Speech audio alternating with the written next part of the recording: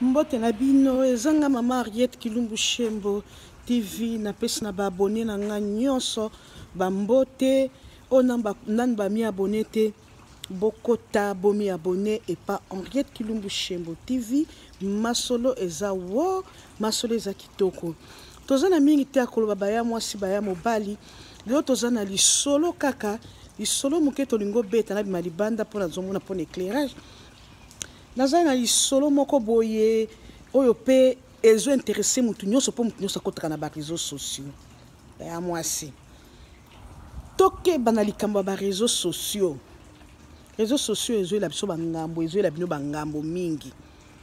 mutu nyonso na Facebook aza mutu akozwa ami te eza te ke mutu akoti na mir na yo azio ami bala moko il faut na kotala mutu onga ne toyebani. Bien sûr, ata boyebani te okuzona ami mais sala be careful. Misusu bazanso bazuya kaka ami lelo. Bonjour, bonjour. Comment ça va ma sœur? Comment ça va mon frère? Ofanda kana mboka nini? Na fanda soki na Congo, soka fanda kana poto. Oza marié, oza na mobali, na lingina bala yo. Net batu ndenge ya ndenge wana. Oyebani na mutu te, bobeti na lisolo temba moko yo bandi libala. Koloba yo uta na Congo koma na Paris koba obima na Paris tamso zakana mukanda te okende Congo ma papa mama bokende ko bala na ka mukolo nini osomona ka libala kaka papa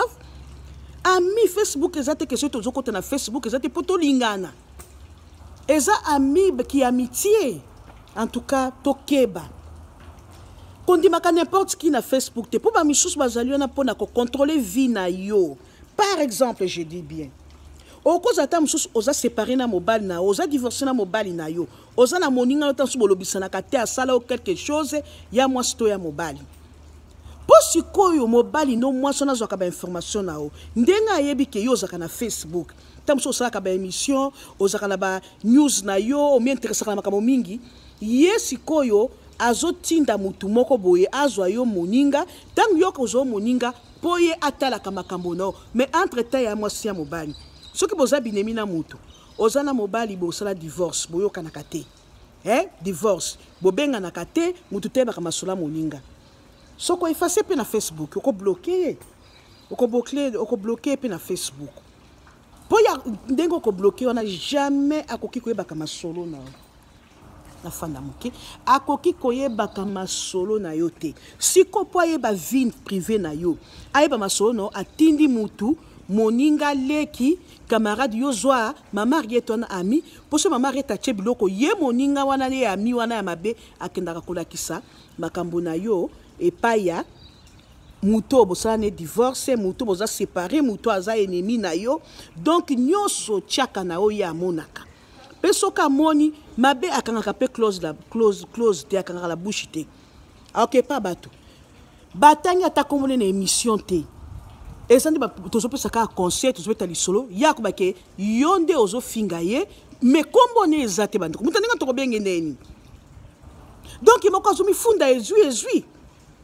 azomi funda déjà ke yenda saka makama po muta ko sala émission na ye akosala ba œuvre na tchaka na kati ya Facebook pour partager ngo so ba abonné na ata na YouTube yo lobi bazolo ba na yo papa mama batanga ki kombo no kuna te do ba mutu soke esuye ndengwana lobake yenda zana bitidi mabe ya kotonga kabaninga ya kofinga ka mwasi na libala ya kotonga ka mwasi na libala ya kotonga ka bana na ye azalaka na secrété eloko muke kocho eloko muke buku muno ke fanda ka kimia te donc soki ya moni émission ndengo na ko baki bazolo ba e papa mama bazolo ba yo te na mokili toze ebele na Facebook toza na bamboka ebele ba mia bamboka ebele mutu musupa akoza la kana ye alobi o ta mususu ma fifi azolo banangai ta mususu pe azolo bana mutu mususu okweba ndenge ya ko changer ndenga ko vivre na bato eza pasi mingi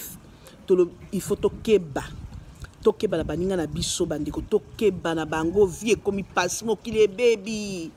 te ba nanto ko vivre na ye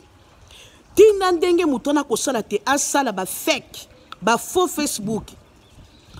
asala ba faux Facebook wana pona abana ka ko finga kayo soki yo tie eloko ozi moi sujet moko koti ngia azokota ba fake asala déjà ba fake Facebook ya elongi na yete okoma pe ba ami bazala kate to azwa elongi ya mundele ba ya mwasi bokebaka omonaka ozomona ami mundela azwi ami bokeba kasi tuna likambo wana soko okototala bafrene okutaka batu mwindu donc ezobake eza mundela na propreté bazwi nde profil bazwi nde elongi mosusu batie na mire na ye mpo ntango okomona olobi koza munde bokeba na mindele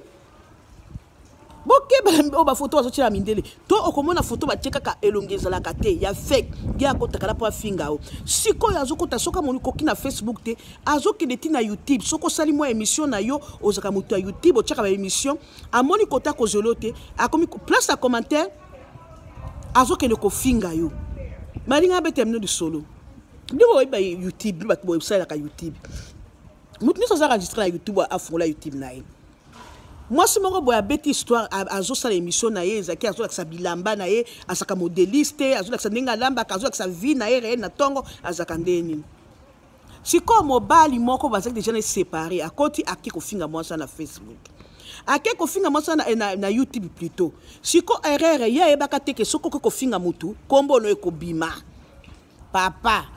mwasi wana landela bato alobi botelanga likambo oyo nga nafingaka ye te natongaka ye te naosala baevre na nga nazoluka naza na baabone na YouTube me tala ndenge azofinga nga nasali ye nini bake kotuna ya wanga nalobi eza ye te me kombo na ye eza wana ya mwasi ya mobali nzoka nde ayebaka te soki okomante na YouTube baya mwasi baya mobali kombo na yo ekotikala wana bakoyebake Henriette nde akomantaki Henriette nde afingaki ozwa mayele te yo ebele basalelaka ngo ndenge wana bayebi te baya mobali soko ozotia commentaire mwa soko ofingi mutu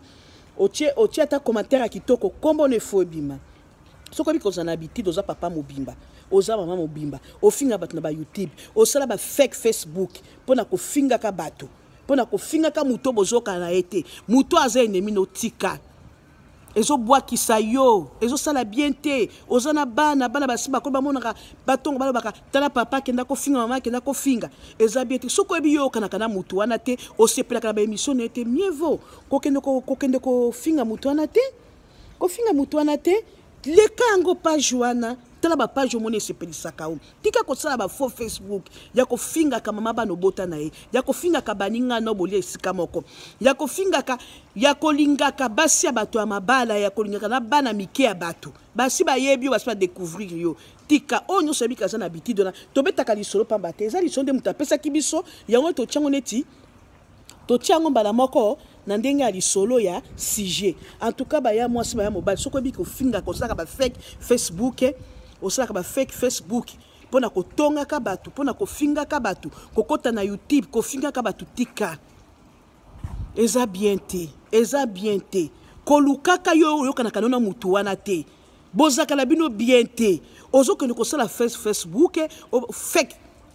Facebook ofingaka ye ozokende koyoka na bandeko na yo ozokende koyoka na baninga na yo bazwa mwasi wana moninga bazwa mobali wana moninga mpo soki mwasi wana atie baémission na ye asali basije na kitoko bato ozosepela mpo bazwela ko news wana bakenda kopesaka yo yo otalaka okozwa eloko te papa okozwa eloko te mpo émission batangaka kombo ya motu te yo soki okuteli na histoire ani etousse yo eza lokola na église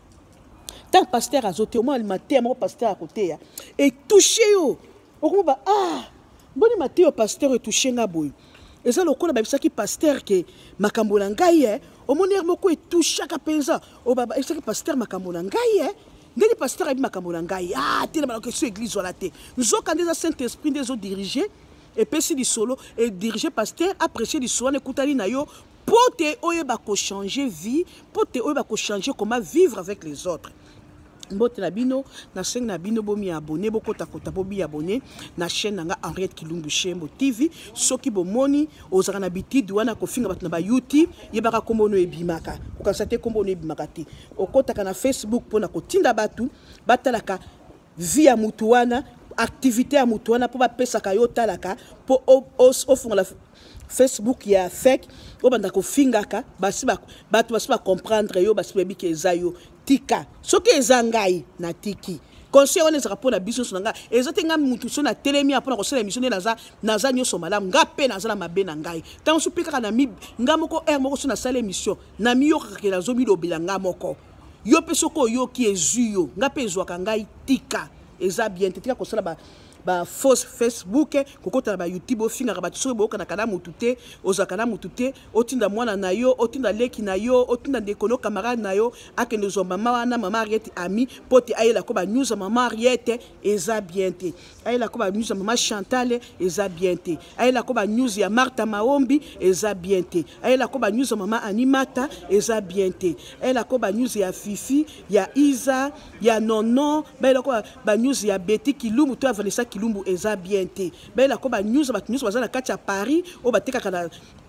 batekaka na château o basaka na château rouge o batekaka na matonge na Bruxelles o ba mama na po moninga na ngala zaka succès yo soki na confirmer po pesaka ba o ba yoko na bango te ba basi ba divorcer na bango baza séparé bazaka binemi yo memaka news ba tout c'est pas bon. OK, merci beaucoup tabaya mwasi bo bien abonné na Ariette Kilumbu Shembo TV eza étape mama solo yom to saka fake Facebook tika yom to tindaka batu bazwa mwasi wana to mobala na ami po monaka news na ye tika afinga ka hotel bakando en général poso ki ekangiye to ekangiyo ko bandinga ko changer Tomi kokakate à part Jésus-Christ nazaki parfait nazo bénir bino na komona Yesu Christ eza bino mama Ariette Kilumbu Shembo TV abeteli bino masolo ya bien. OK, see you, bye.